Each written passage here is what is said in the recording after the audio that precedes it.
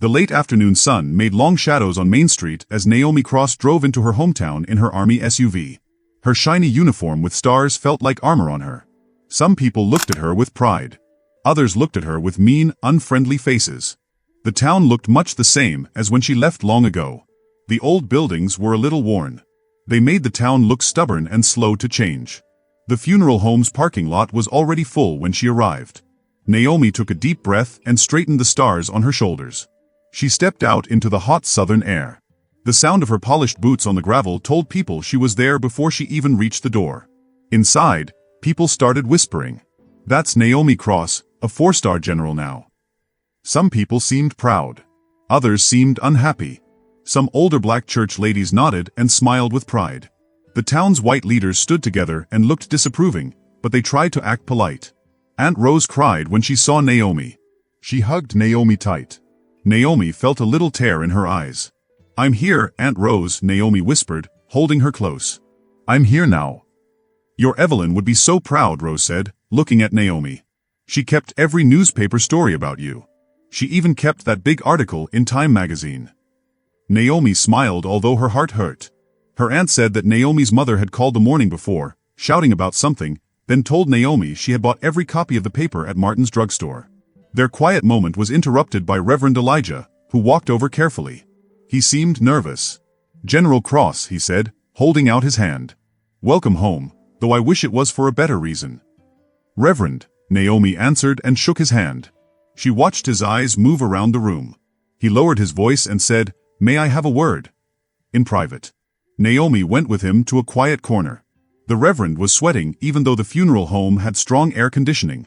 "I know you've been away a long time," he began, dabbing his face with a handkerchief. "Things here are delicate. They are balanced, you might say." Naomi's jaw tightened. "Balanced on whose backs, Reverend?" she asked. He looked at the white people across the room. "Your mother understood how things work here. She knew when to speak and when to." He stopped. Naomi finished his sentence. "When to accept unfairness." The Reverend whispered urgently, "Please, General, for everyone's sake, stay quiet while you are here. Pay your respects and go back to Washington. Don't make trouble." Naomi stepped closer. Her voice was low but sharp. "My mother taught me that being quiet when something is wrong is its own kind of wrong, Reverend. Maybe you forgot that lesson." The Reverend looked nervous. The funeral was separated by race. People sat on different sides of the church. Naomi gave a speech that made the church ladies cry and made the white officials feel uncomfortable. She talked about her mother's strength, her dignity, and how she quietly taught black history when schools would not allow it. After the prayers, Naomi hugged her aunt and promised to stop by later. When Naomi drove to her mother's house, she went down streets full of memories. She passed the park where whites-only signs had once hung.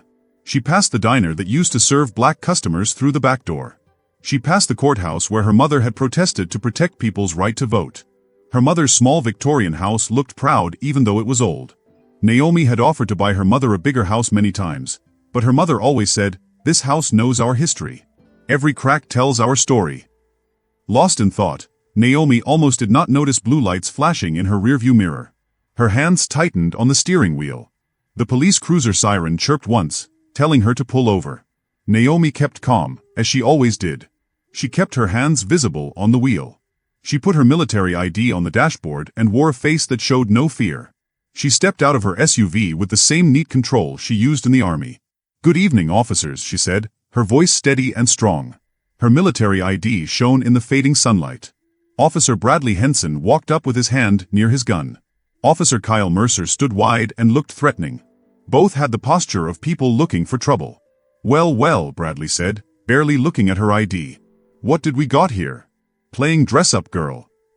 Naomi said clearly, "I am General Naomi Cross, United States Army." Her voice was calm. "I have 4 stars. I work at the Pentagon. My military ID is right there, and my registration and insurance are here too." Kyle laughed in a mean way. "Listen to her, Bradley. General Cross." He made air quotes with his fingers. "Ain't that precious, ma'am?" Bradley ordered her, "Step away from the vehicle." His voice sounded fake, polite but mean. "On what grounds?" Naomi asked, not moving. "I'd like to know why you stopped me." Bradley's face changed meaning. That's resisting, he said. He grabbed her arm roughly and spun her around, slamming her against the car's hood. The hit took her breath away, but she did not cry out. You're making a serious mistake, Naomi said, cheek against the warm metal. I suggest you contact your superior officer right now. Shut up. Kyle barked and grabbed her other arm. You don't give orders here, girl. People across the street stopped to watch. A young woman raised her phone to record. Bradley noticed and pointed at her. Hey, stop filming or you're next. The woman did not lower her phone. Kyle ran over, grabbed the phone, and smashed it on the pavement. Anyone else want to try? He shouted. Naomi's army training told her to fight back. But she had learned when it was smarter to be patient. This was not a battlefield where strength alone could win. This was a different kind of fight. Bradley grabbed her hair and pulled her head back. Think you're special in that uniform? Think you can come back here acting all high and mighty? The next moment hurt very much as he knocked her legs out from under her and pushed her hard into the ground. The pain shot through her body. Kyle's boot kicked her ribs. Not so mighty now, are you? He sneered. Disgrace to the uniform. Naomi tasted blood but kept her face steady. She looked at the crowd, remembering who watched, who looked away, and who seemed to enjoy it. The evening light was getting dim but still bright enough to see people's faces. Bradley knelt beside her and pressed his knee into her back. He cuffed her wrists roughly. You know what your problem is, he hissed. You forgot your place coming back here with your fancy stars, thinking you're better than everybody. Naomi spoke quietly, with pain in her voice. Every action you're taking is being witnessed. Kyle laughed again, but this time he sounded a little unsure. More phones appeared in the crowd. He looked around nervously and started kicking phones away, sending them skittering on the pavement. Anyone else recording goes to jail. Bradley shouted, dragging Naomi to her feet. Her uniform was dirty now and there was blood from her split lip. But she stood tall, her dignity still there, even though they had tried to take it. The crowd moved away as Bradley and Kyle dragged her to their cruiser. Naomi saw familiar faces in the crowd. People who had been polite at the funeral were now looking away. A few older black residents began to step forward, but Naomi gently shook her head. This was not their fight yet. She did not want them to get hurt. Kyle opened the back door of the cruiser roughly. In you go, General, he said and shoved her inside so her head hit the doorframe. Through the window, Naomi watched her hometown pass by in the growing dusk. Porch lights came on and the streets looked empty. The people who had watched began to leave and go home. In the front seat, Bradley and Kyle smiled at each other in the rearview mirror. They seemed pleased with themselves. They did not notice that Naomi's eyes were still sharp and alert. They did not see how she tested the cuffs with small moves, checked her injuries carefully like a soldier, and kept a thoughtful look on her face. It was not a look of fear. It was a look of patient planning. She had faced worse enemies and won. As the cruiser drove away, the last rays of sunlight shone on Naomi's stars. They still glimmered despite the dirt and blood. In that shine was a promise, not of revenge, but of justice, a kind of justice that would change the town. Naomi sat very still on the cold metal bench in the holding cell. Her army bearing stayed the same even though her ribs hurt and her face throbbed. The cell was small, maybe 8 by 10 feet. The walls were marked with graffiti and there was a steel toilet in the corner. A fluorescent light buzzed overhead and made the room look harsh. The sound of boots on the linoleum floor echoed down the hallway. Officer Kyle Mercer came by, twirling his keys. He leaned against the bars and smiled meanly. Comfortable in there, General? He taunted. He said her title like it was a joke. Sure is different from your fancy Pentagon office, ain't it? Naomi did not answer. She looked at him the way she would study an enemy on the battlefield. She noticed the small things, the slight tremble in his hands, the way his eyes looked away when she looked right at him. What's wrong? Kyle asked, trying to sound tough. He rattled the cell bars with his nightstick and the metal clanged through the empty area. Not so tough without your stars, are you? Naomi said quietly, I'd like to make my phone call now. It's my right. The words were calm even with her split lip. Kyle's mean smile got wider. Oh, now you want to talk about rights? Should have thought about that before you resisted arrest. Naomi said, the phone please. She said his name slowly, Officer Mercer, watching him flinch because she used his name. He tried to laugh, but it sounded forced. Something in her calm made him hesitate. Then he shrugged, trying to act brave again. Fine. Not like anybody's going to help you anyway. He unlocked the cell door. Try anything funny and you'll get worse than what you got on Main Street, he warned as he let her out. Naomi stood up slowly, even though her side hurt a lot. She didn't show how much it hurt. She followed Officer Kyle to a phone on the wall near the desk. The police station was quiet because it was late at night. A few officers were pretending to work on papers, but really they were watching her. Kyle leaned against the desk with his arms crossed. "Go ahead," he said. "Call your fancy lawyer. It won't help you in this town." Naomi picked up the phone. She pressed the buttons carefully, not rushing. She knew the number by heart. The phone rang 2 times. "Colonel Harris," a sharp voice answered. "Colonel, this is General Cross," Naomi said. She spoke like she was in her office, calm and professional. "Sorry to call so late." "Naomi, what's wrong?" the colonel asked quickly. His voice sounded worried. "I'm being held at the Millbrook Police Department. They say I used too much force during a traffic stop. I think this needs the secretary's attention. Maybe even a military review about the police here," Naomi said clearly. She knew Kyle was listening to every word. Kyle's smirk started to fade. He dropped his arms to his sides and looked uneasy. "What happened? Are you hurt?" Colonel Harris asked. "Yes. I was attacked in front of many people. The police officers took people's phones and broke them. Officer Bradley Hennon and Officer Kyle Mercer did it. I think the camera in their car will mysteriously stop working too. Unless someone steps in now," she said. Kyle's face turned pale. He was finally starting to see her power. "Give me 30 minutes, the colonel said. "Don't talk to anyone until then." "Understood, Colonel. Thank you." Naomi hung up the phone slowly. Kyle tried to act tough again. "That's supposed to scare us? Just a phone call to your military friends." "No, Officer Mercer," Naomi said, turning to face him. "That was just a procedure. Justice moves very fast when a 4-star general is hurt by small-town police." Before Kyle could say anything, the main phone at the station rang loudly. Sergeant Miller, a big man with a flat face, picked it up. His face changed quickly, from annoyed to confused to very worried. "Yes, sir. Yes, I understand. But—" "Yes, the secretary himself." His voice shook. He covered the receiver and yelled, "Merc, get those cuffs off her now." Kyle's hands trembled as he unlocked the handcuffs. Phones started ringing everywhere in the building. Officers rushed to answer them. Their faces turned pale with fear. "Just a misunderstanding, General Cross," Sergeant Miller said, forcing a fake smile. "We'll fix this right away. No charges. These young officers sometimes get too excited, that's all." Kyle nodded weakly. "Yeah, just a mix-up. No hard feelings." Naomi said nothing. She simply watched them squirm. The whole station was in chaos. She heard other officers on the phones, saying things like, "Yes, Senator. No, we didn't mean. Of course we respect the military." Sergeant Miller walked her to the front door himself, apologizing the whole way. Kyle followed, looking like he wanted to disappear. "Your car will be brought to your house, cleaned and detailed. Free of charge," Miller promised. "Anything else you need, just tell us." Naomi paused at the door. Everyone in the station was staring at her. Her face was bruised, her uniform dirty, but she still stood tall. She didn't speak. Her silence scared them more than words. Then she walked outside into the night. Alone in the parking lot, she let herself show pain. Every breath hurt her ribs. Blood dried at the corner of her mouth. She had lost this small fight, but she knew the real war was only starting.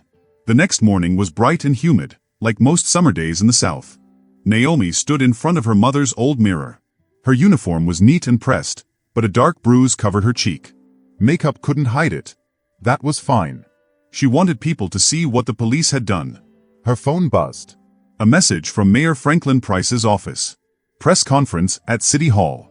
9 a.m. sharp. Your presence is required." Required. Not requested. The word made her jaw tighten. City Hall stood tall in the town square, white columns and all. A statue of a Confederate soldier still stood proudly out front, even after years of protests. As Naomi climbed the steps, reporters crowded her. Cameras flashed, microphones pushed toward her. "General Cross, did you resist arrest? Will you press charges? Is the Pentagon really investigating our police?" She didn't answer. She walked past them with soldier-like calm until she reached the marble lobby. Inside, Mayor Price waited with a wide, fake smile. The police chief, Kessler, stood next to him, looking sour. General Cross, Price said loudly, shaking her hand so cameras could see. Thank you for joining us. Chief Kessler and I want to apologize for yesterday's incident. The chief stepped forward. His handshake was hard and quick. There was a mistake in procedure, he said stiffly. The officers are on leave while we review. Reporters scribbled notes. The mayor kept moving, so he was always in the center of the photos. Now, excuse us, Price announced. The general and I have private matters to discuss. Once the heavy office door closed, his smile vanished. Sit down, Naomi, he ordered. I prefer to stand, Mr. Mayor. Price chuckled without humor. Still as stubborn as your mother. That's what got her in trouble, too. Naomi's eyes narrowed, but she stayed calm. Is there a point to this meeting, besides your photo shoot? The point, Chief Kessler growled, is that you're about to rip this town apart with your Pentagon threats. You mean by showing police brutality and corruption? Naomi asked coldly. That's not ripping the town apart. That's cleaning it. Price leaned forward. Look, Naomi. We all want what's best for Millbrook. This is a peaceful town. Do you really want to ruin that peace over one misunderstanding? Misunderstanding. Naomi's voice turned icy. Your officers attacked a U.S. general, destroyed evidence, and broke civil rights. That's not a misunderstanding. That's a crime. They made a mistake, Kessler said. They've been punished. Let it die. Like all the other complaints you buried? All those mistakes that keep happening to black citizens. Naomi shot back. The mayor's face darkened. Careful, Naomi. Your family lives here. Your mother's house, her church, her reputation. Shame if anything happened to them. Is that a threat? She asked. Reality, Price said smoothly. Taxes can rise. Code violations can appear. Police might arrive slower. Naomi stepped closer, placing her hands on his desk. Both men stiffened. Reality check for you, she said. I faced terrorists and commanded troops in war zones. If you think small-town bullying will scare me, you don't know who you're dealing with. Price tried to sound calm. We're just having a friendly talk about harmony. This talk is over, Naomi said. And gentlemen, write down everything you own. You'll need that list when the federal investigation comes. She walked out, leaving them speechless. Reporters tried to swarm her again, but she moved past them like smoke. She drove to the cemetery. She needed her mother's strength. But when she got there, her heart dropped. Her mother's gravestone had been vandalized. Ugly red paint spelled racial slurs. The fresh flowers were torn and stomped. Someone had carved "Go Home" into the grass. Naomi's knees gave out. She fell onto the ground, digging her hands into the dirt. A loud sound escaped her throat, half sob, half roar of rage. She shook with fury at the sight of her mother's ruined grave. Her mother's kitchen looked the same as it had for 30 years. Yellow curtains, old wallpaper with roosters, peeling at the corners. Aunt Rose moved around easily, putting fried chicken and collard greens on plates. You hardly ate, Rose said, watching Naomi poke at her food. Your Evelyn would scold me if I let you starve. I can't eat, Aunt Elle, Naomi whispered. Not after what they did to Evelyn's grave. Rose's hands trembled as she poured sweet tea. I heard. Reverend Elijah is bringing people to clean it tomorrow. She sat down heavily. Baby, this is why you need to leave. These people are dangerous. Always have been. So we just let them win? Naomi asked. Her voice was soft but strong. I've lived here 74 years, Rose said. I taught children in segregated schools. I saw what happens when we push too hard. They burned the Williams store in 65. They shot Robert Turner's boy in 72 for registering voters. I can't watch them hurt you too. Naomi took her aunt's hand. I understand your fear. But I'm not a little girl anymore. I've commanded soldiers. I know how to fight smart. This isn't war, Naomi, Rose warned. No rules here. No Geneva Convention. These people will. A knock at the back door cut her off. They froze until a voice called, Miss Rose, it's Daniel Brooks. She opened the door. Daniel, with a press badge around his neck, walked in. He was older now, a little heavier, but his eyes were still sharp. Naomi Cross, he grinned. Still causing trouble? Daniel Brooks, she smiled, hugging him. Still chasing stories? Always. He dropped a thick envelope on the table and spread papers across it, pushing food aside. I've tracked police misconduct here for years. Look at this. Naomi leaned over. Papers showed complaints, hospital records, obituaries. Names. Dates. Beaten people. Wrongful arrests. Suspicious deaths. They hide the evidence, Daniel said. Change reports. Scare witnesses. But I've got insiders. People waiting for someone like you, someone they can't silence. Rose wrung her hands. Daniel, don't give her dangerous ideas. She needs to leave. With respect, Miss Rose, leaving is what they want, Daniel said. They depend on fear. But Naomi has something the others didn't: rank, resources, and Washington on her side. Naomi looked at a photo of a young black man in a hospital bed, face swollen beyond recognition. When did this happen? She asked. 3 months ago. Report says he fell downstairs while being arrested. But it was Hennon and Mercer. The same ones who attacked you. The chief's favorite thugs. Rose touched Naomi's shoulder. Baby, your Evelyn wouldn't want. Evelyn would want justice, Naomi cut in. She spent her life teaching us to keep quiet and survive. But survival isn't enough anymore. She stacked the papers neatly. I didn't fight wars overseas to give up at home. Not when the enemy wears badges and sits in City Hall. Daniel took out his car keys. I have more papers at my office, he said. Police records, complaints, and things they tried to hide. We can start putting the puzzle together tonight. Rose grabbed Naomi's arm. At least wait until morning. These back roads aren't safe after dark.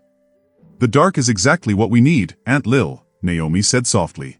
That's when the truth shows itself. She kissed her aunt's cheek. Lock the door after we leave. Don't worry, I learned how to stay safe in Afghanistan. The night air was hot and sticky. Crickets sang loudly as Naomi and Daniel walked to his car. A street light made long, scary shadows across her mother's front yard.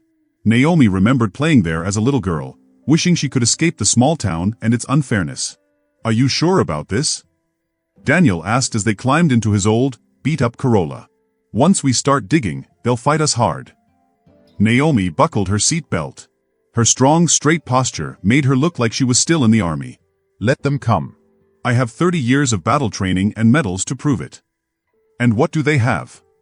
Daniel asked as he turned the key. Fear, he answered himself. Fear of losing power. That makes them dangerous. Fear makes them messy, Naomi corrected. And messy enemies make mistakes. The car pulled away from the curb. Headlights cut the dark road. Trees hung heavy with Spanish moss, like gray ghosts swaying.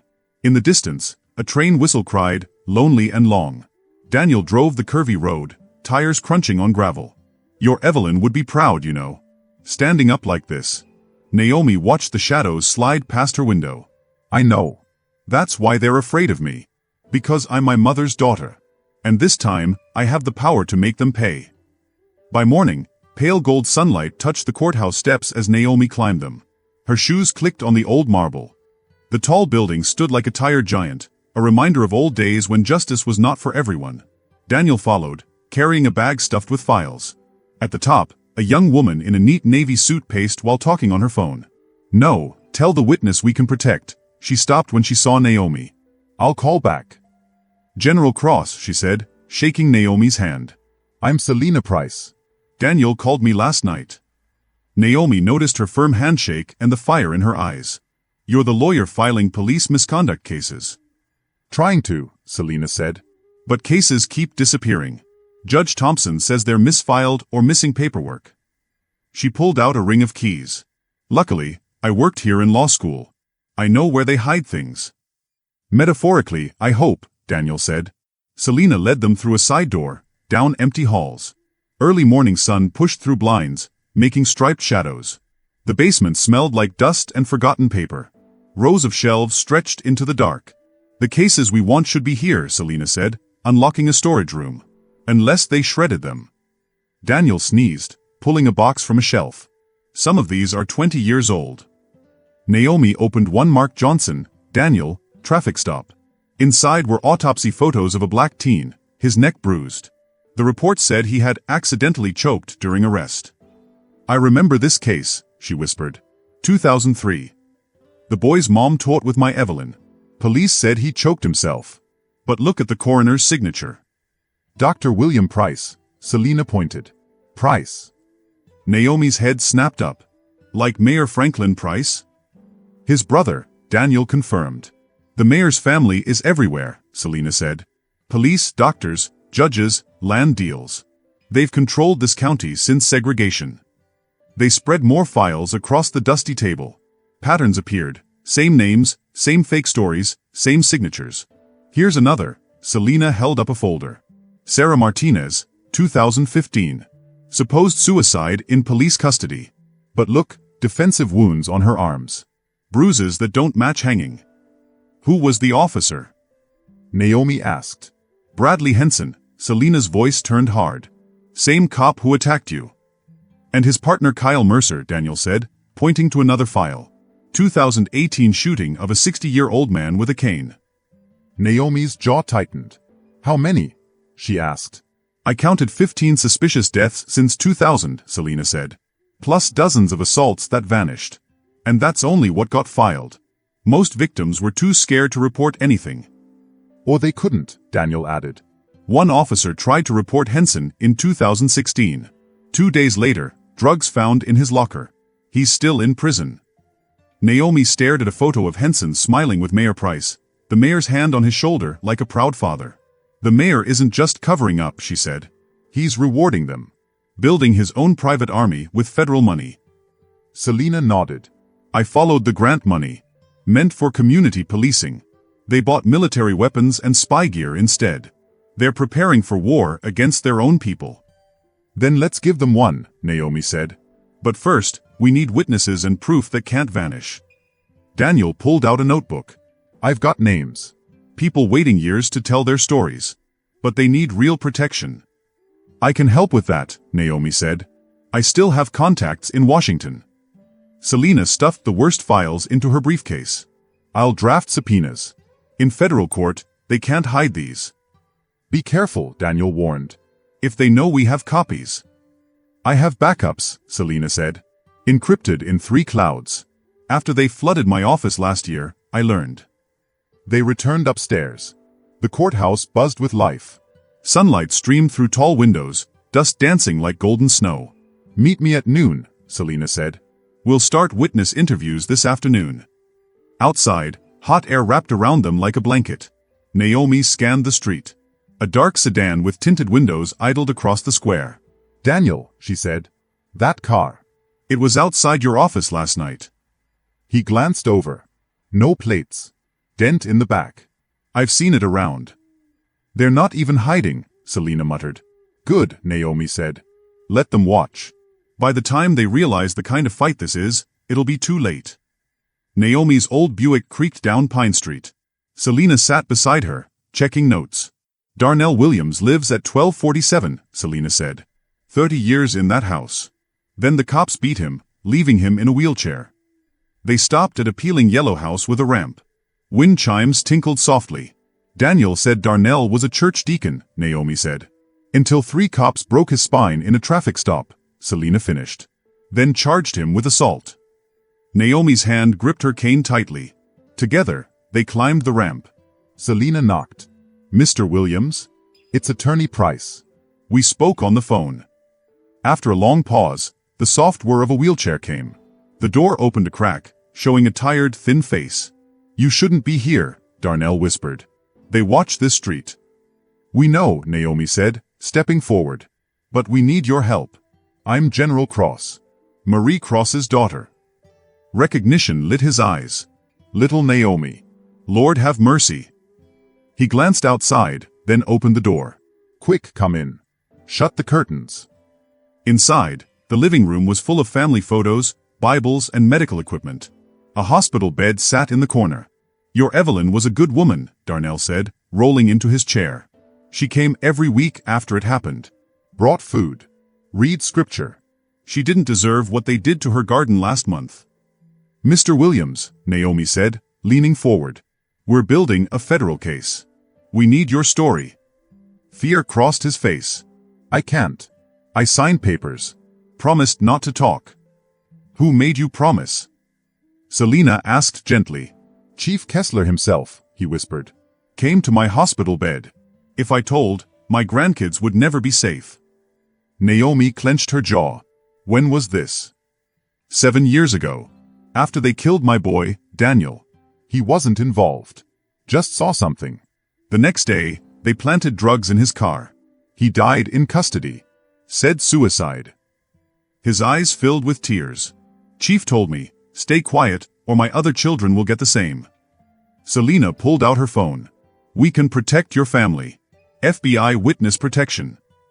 You don't understand, he cut her off. Kessler owns everybody. Judges. Mayors. State police. Even Congress friends. My Daniel tried telling the truth. Look what happened. Naomi stood pacing. I'm not a local judge. I'm a general. I have my own friends in Washington. Real power. Power Donahue can't touch. Donnell studied her. Slowly, he wheeled to a bookshelf, pulled out a Bible, and took out a thick envelope hidden inside. Your Evelyn helped me hide these, he said. His hands shook as he passed it to her. Pictures. Papers. Things Daniel collected before they killed him. Naomi opened it. Inside were photos. Police posing with bloody batons, smiling over hurt men. Kessler's signature on fake reports. That's him. Darnell pointed at a photo of young officers in a bar. That's Kessler as a sergeant. See what they're holding? Those are wallets. Trophies from men they beat to death. Selena snapped photos for backup. These won't work in court without a witness. Mr. Williams, would you? Crash. Glass shattered. A heavy object flew through the window. Rocks pelted the room. Get down. Naomi shouted, shielding Darnell. She grabbed a rock. Red paint scrawled shut up. More glass shattered. Tires squealed outside. Selena called 911, but Naomi knew it was useless. The police wouldn't hurry. You have to go, Darnell said, trembling. Take the pictures. Don't let them know it was me. Naomi scooped the photos while Selena moved Darnell to safety.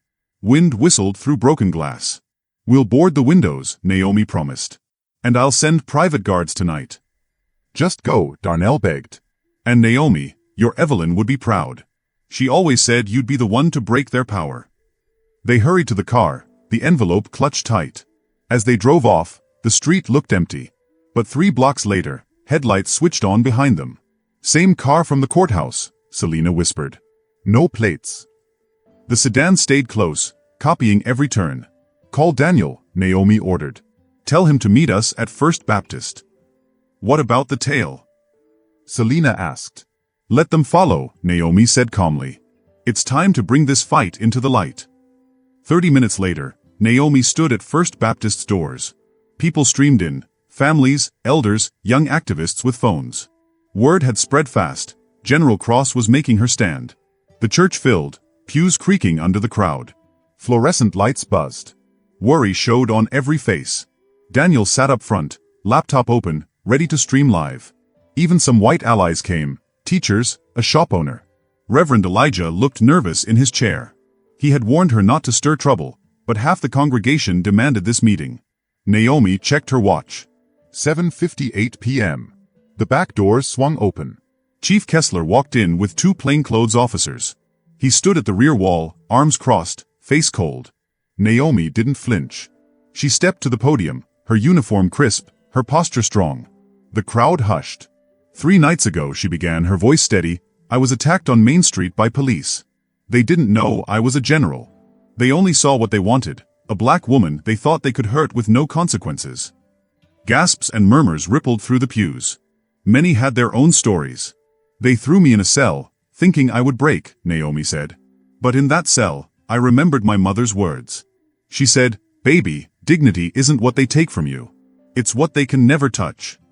Amen. Voices called. They tried to break me, Naomi said. But instead, they broke their own masks. Because now we see them clearly. Every false report. Every hidden crime.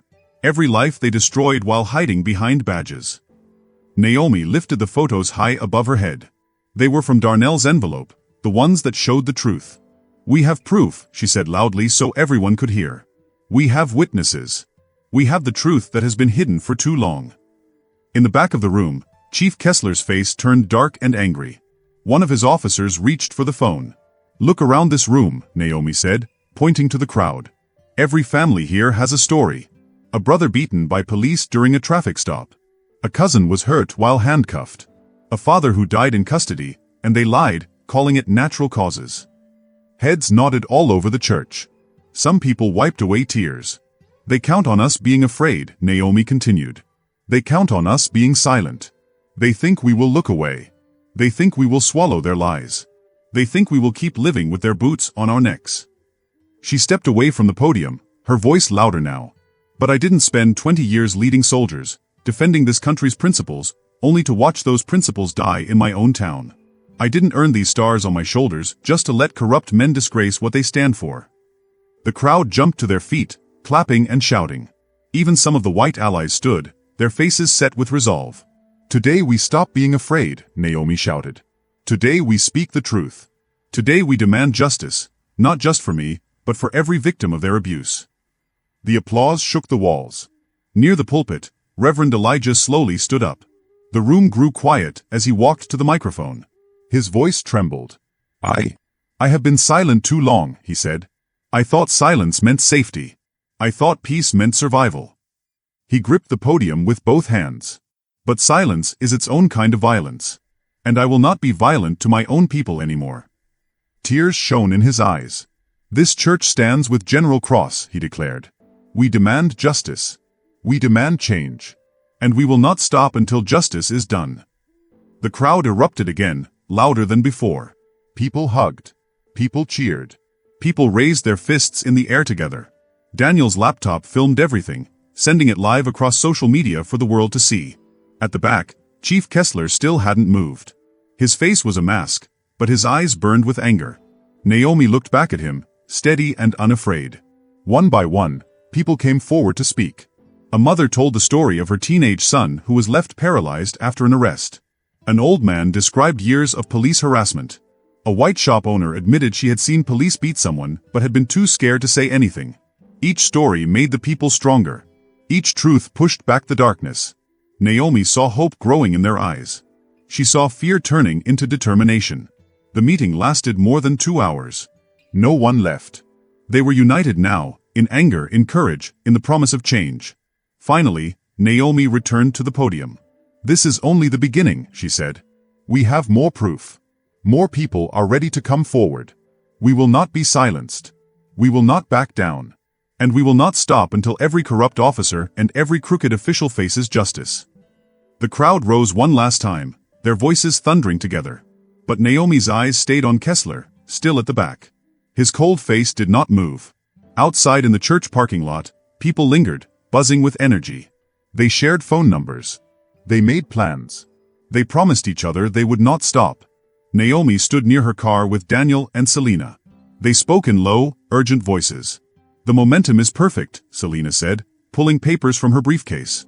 I've drafted emergency court orders against the police department. We can file tomorrow morning. Daniel typed quickly on his phone.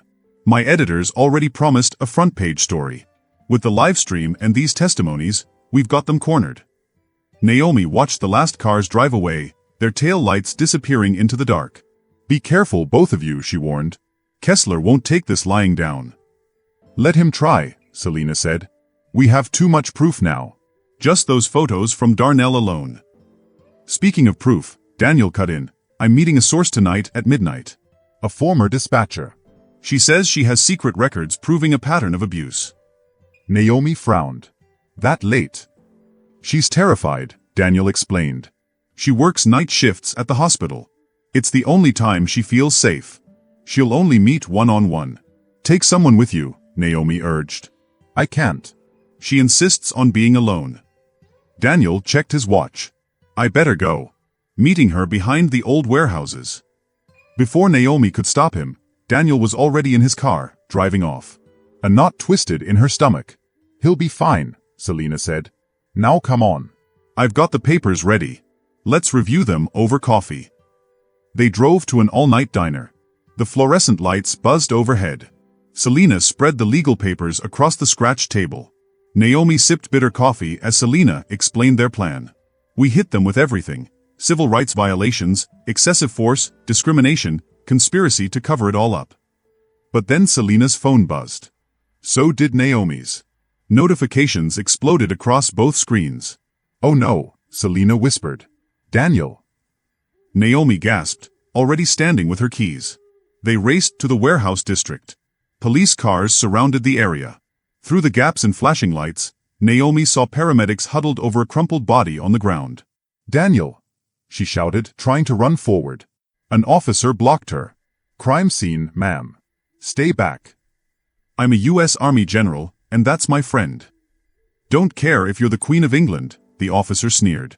Stay back. They watched helplessly as the ambulance roared away, Daniel inside. I'll go to the hospital, Selena said quickly. But before they could leave, 2 more police cruisers screeched up. Officers jumped out, guns drawn. Selena Price. One barked. Hands where we can see them. What? Selena cried. Why? You're under arrest for drug possession. They shoved her hard, cuffing her. That's a lie. Naomi shouted. She's a lawyer. Stand back, General, one officer warned. Unless you want more trouble. They popped Selena's trunk and pretended to find a bag of white powder. Naomi's heart dropped as they dragged Selena into the back seat of a cruiser. Her face pressed against the window, eyes wide with fear. Exhausted and furious, Naomi finally returned to her mother's house near dawn. She turned on the TV, hoping for news about Daniel. Instead, her own face filled the screen. Disturbing footage shows U.S. Army General Naomi Cross attacking police officers, the anchor said. The video was edited. It showed only Naomi's hand swinging, spliced with cops stumbling. Her voice, "You don't know who you're dealing with," played out of context. Sources inside the Pentagon say General Cross may be unstable, the anchor continued. The screen flashed images, Daniel bloodied on the ground. Selena in handcuffs. Protesters looked violent. Her dangerous words may have caused violence at a church meeting tonight, the anchor said. Naomi's hands shook around her cap. Every lie twisted the knife deeper. Daniel lay in a hospital bed. Selena sat in a jail cell. And Naomi sat alone, watching everything collapse. Her phone buzzed. A text from Aunt Rose, "Turn on Channel 7. She switched. Same story. Same lies. Same edited video. Rogue General threatens peace, the headline read. Everything they had built, the hope, the unity, was being twisted into ugliness. Naomi drove through the pre-dawn darkness to Memorial Hospital. The nurse on duty eyed her uniform but pointed her to the ICU. The sight of Daniel nearly broke her. He lay still, face swollen and purple, tubes everywhere. Machines beeped steadily. Naomi sat in a hard chair by his bed and held his hand. "I'm here, Daniel," she whispered. "I'm right here." His eyes fluttered open. He tried to smile, but pain twisted his face. "They really messed me up, huh?" "Don't talk," she said softly. "You've got broken ribs, a punctured lung, and a concussion." "Worth it," he rasped. "I got the records. They didn't find them. In my jacket." Tears filled her eyes. Even half dead, he thought of the evidence. "Daniel, I'm so sorry. I should never have let you go alone." "Stop," he whispered, squeezing her hand weakly. "My choice. Always my choice." His breathing rattled. "Don't let them win, Naomi.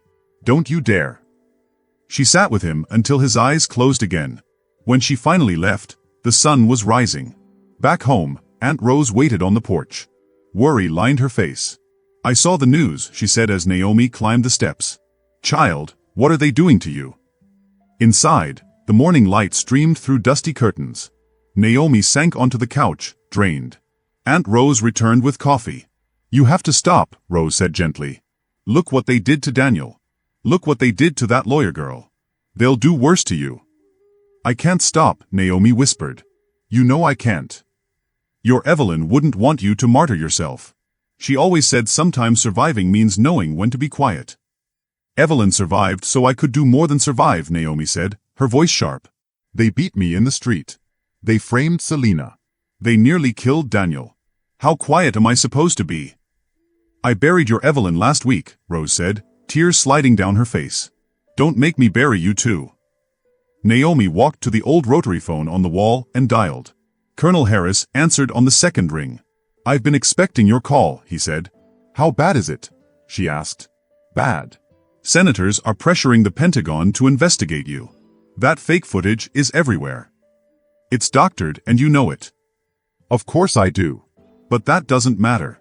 Naomi, you're rattling cages all the way to Washington. The mayor's got connections in Congress. The police union is involved. These people don't play fair. So I should let them win?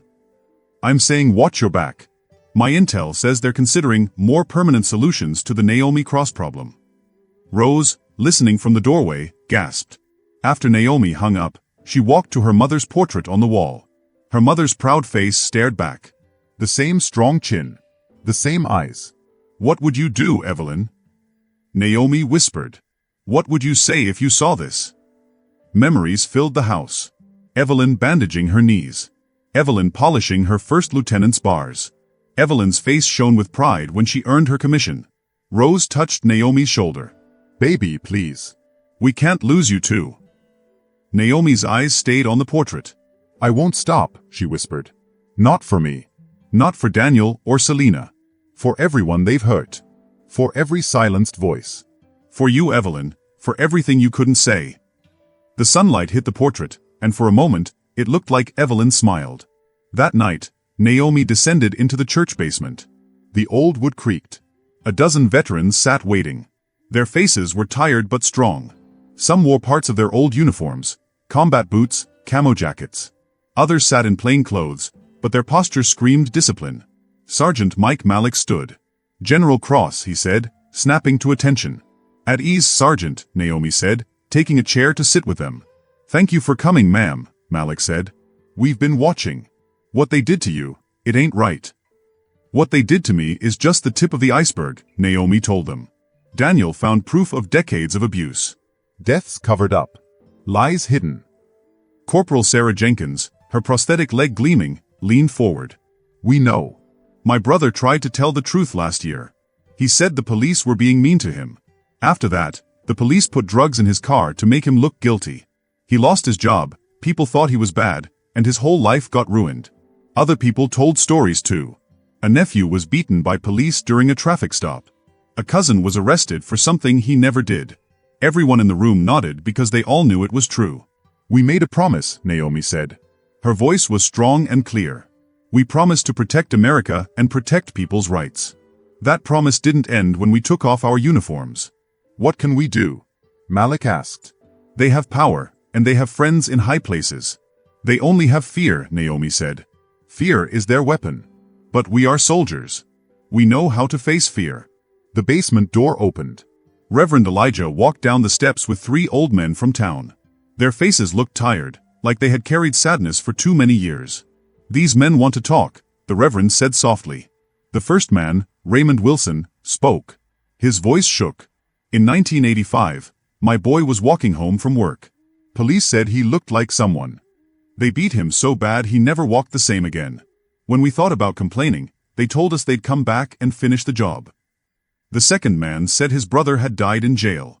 Police said it was a suicide, but the marks showed someone hurt him. The third man said his grandson was put in prison with fake evidence. Naomi looked at the veterans. She saw the same anger in their eyes that once made them serve their country and fight for justice. The church basement is yours, Reverend Elijah said. Whatever you need. It's time this town faces the truth. Malik stood. General, I'll help. You can use my truck to carry supplies.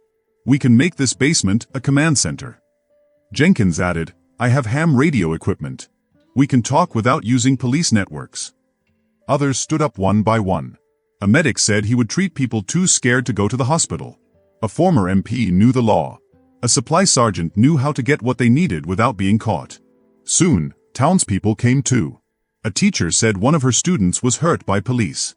A nurse had written down strange injuries. A clerk said she was forced to change records. Naomi organized everyone like a real commander. She made teams, safe communication plans, and work shifts. The basement turned into a busy center with maps on the walls and lists of police crimes. We are not here for revenge, Naomi reminded them. We want justice. Everything we do must be legal and impossible to deny. We will build a case they can't hide. They'll attack us hard, Malik warned. Let them try, Naomi said. This time we're ready. This time we stand together. That night, more people came. Mothers whose kids were scared by police. Workers who saw corruption. Each person brought another piece of truth, like pieces of a puzzle. Reverend Elijah walked among them, encouraging people. The church has been quiet too long, he told Naomi. Faith sometimes means action, not just prayer. Near midnight, Naomi went outside for air. She froze in surprise. The churchyard was full of people, each holding a candle. The lights flickered like stars on the ground. Mrs. Johnson, who owned the diner, stood closest. "We heard you were meeting," she said softly. "We wanted you to know you're not alone." Faces young and old glowed in the candlelight. An old woman from Naomi's mother's church group walked up. She held her candle carefully in her wrinkled hands. "Your Evelyn would be so proud," she whispered. "So proud to see you standing tall." Naomi stood on the church steps, surrounded by the warm light of candles. For the first time since she was attacked, she felt her heavy burden lighten. Her people had found their voice. The candles burned steady in the night. Each one said without words, "We are here. We are watching. We will not be silent anymore." Daniel lay in the hospital bed, bruised and swollen. Tubes ran from his arms, and a heart monitor beeped. Even hurt, his eyes were sharp when Naomi came in. "You look terrible," she said gently, sitting by him. "You should see the other guys," Daniel croaked, trying to smile. "Though I didn't really see them. They hit me from behind like cowards." Naomi's jaw tightened. "We'll find out who did this." "I already know," Daniel said weakly but firmly. "Kessler's people. He's too smart to do it himself, but his officers attacked me." The nurse came in to check his vitals, then left. Daniel lowered his voice. "Before they jumped me, I hid something in the old Peterson mausoleum at Oak Hill Cemetery." "What is it?" Naomi leaned closer. "A flash drive. Everything I gathered for 5 years, police dash cam videos showing beatings, audio of cops bragging about planting drugs, money records. Proof of kickbacks between Donahue, Mayor Price, and New Horizon Corrections, the private prison company." Daniel caught his breath. "They make money for every prisoner. More arrests mean more profit. Our officials get money from every contract." His monitor beeped faster. "The whole system is rigged. They're making money off locking up our people." Naomi calmed him. "Save your strength. I'll get it." "Be careful," Daniel warned. "They know I had something. That's why they came after me. If they find it first." "They won't," Naomi promised. She left the hospital quietly. Police cars were watching, but her team was too. Malik's truck waited nearby, ready to distract if needed. The cemetery was hot and quiet. Naomi walked as if visiting a grave. The mausoleum stood on a hill, old and stained. She knelt like praying and found the loose brick. Inside was the flash drive, wrapped in plastic. She put it in her pocket. Then, crunch. Footsteps. "Paying respects, General." Chief Kessler's voice oozed fake kindness.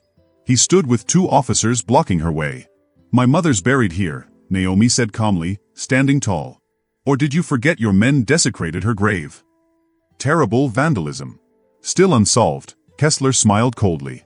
"We're very concerned about Mr. Brooks's assault. Do you know what he was working on?" "You tell me, Chief. You seem to know everything." Kessler stepped closer.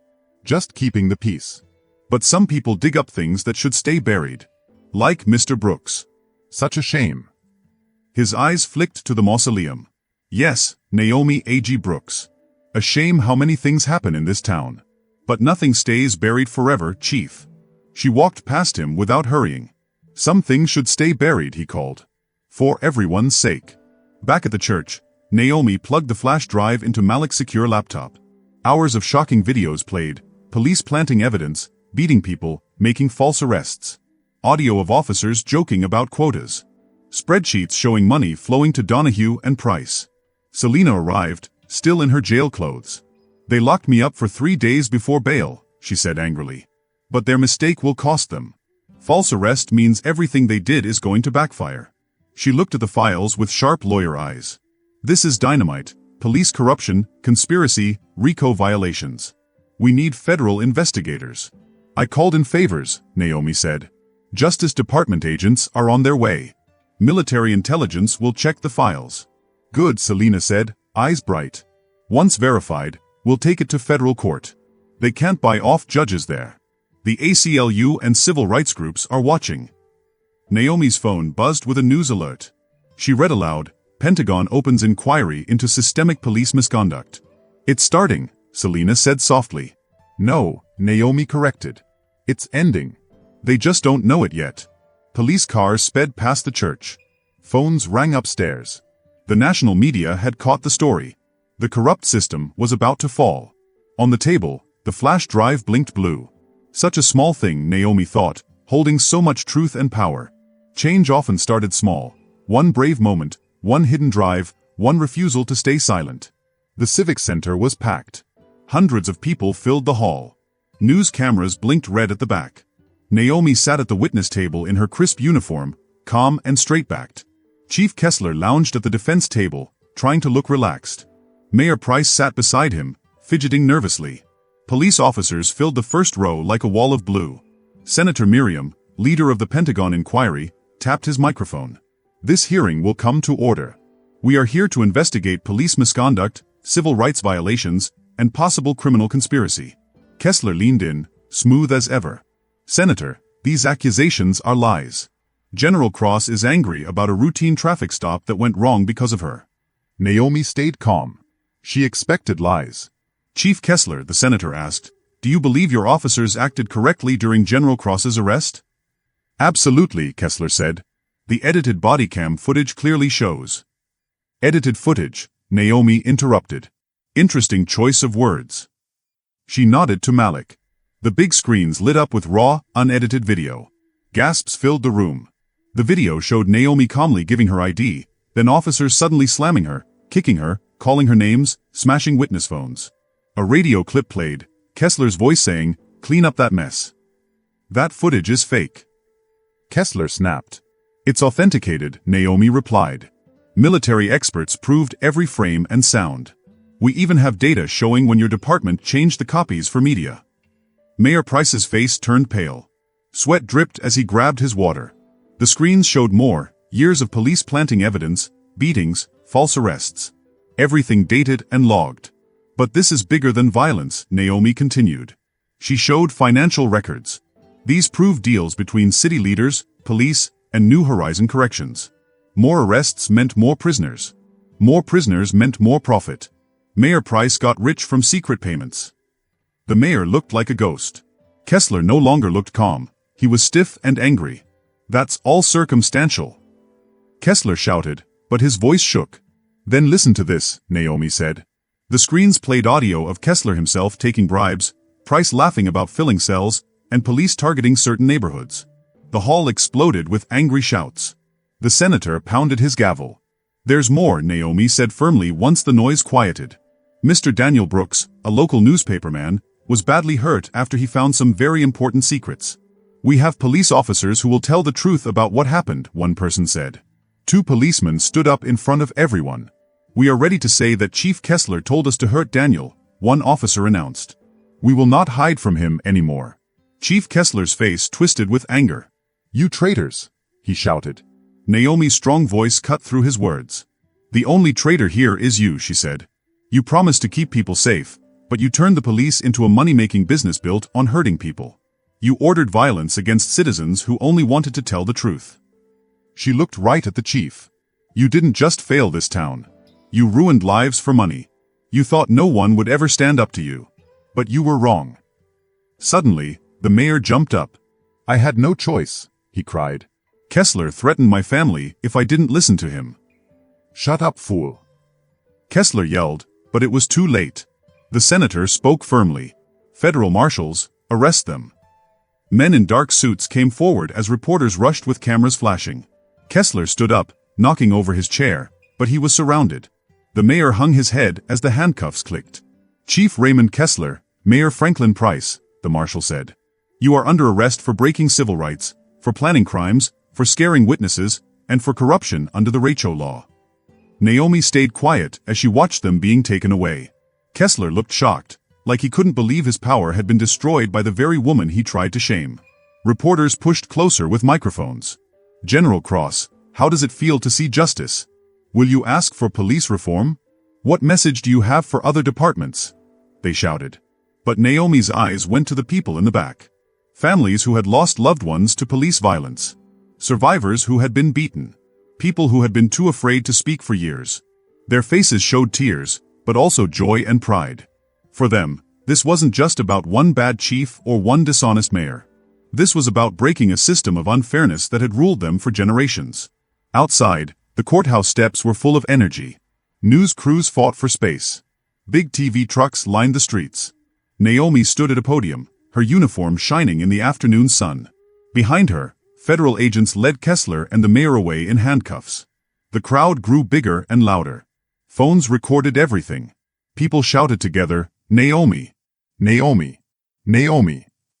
She held the podium, her heart swelling as she saw support all around.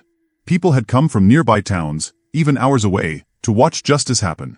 The system did not fail today, Naomi's voice rang out. The people who corrupted it failed. And now they will answer for their crimes. The crowd roared with cheers. Signs waved in the air, "Thank you, General Cross." Justice at last. No more corrupt cops. Daniel Brooks, still walking slowly because of his injuries, stood to the side with his camera, capturing every moment. His paper would print a special edition that night, but the story had already spread across the country.